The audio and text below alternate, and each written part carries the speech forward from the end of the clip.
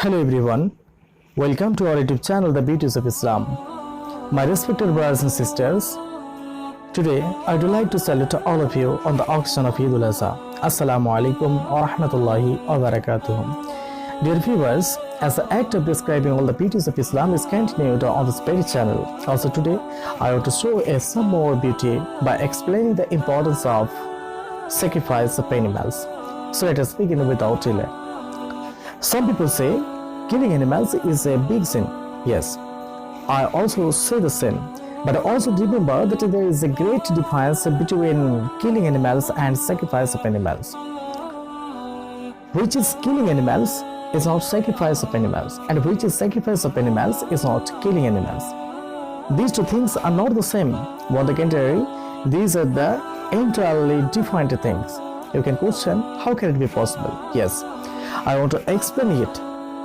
I just request all of you to try to understand. Killing animals is an act in which there is no good intention to gain the assent of the creator, such as many people kill another people to gain a throne, to gain leadership, to gain properties, to remove poverty, to remove lower castes, etc. And this act will be regarded as a murder, as a kill. As sacrifice of animals is an act in which there is a good intention, in which there is a great intention to gain the assent of the Creator, such as the Muslims sacrifice animals with a good intention, with a great purpose. And what is that?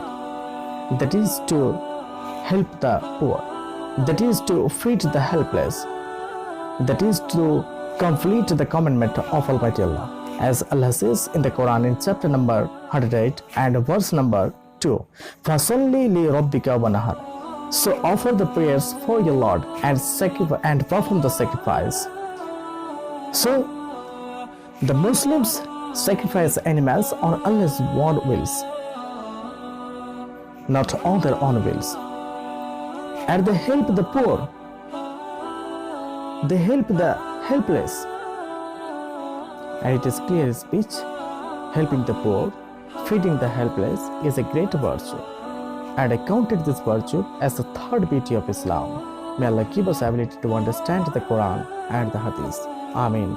Assalamu alaikum wa rahmatullahi wa barakatuh.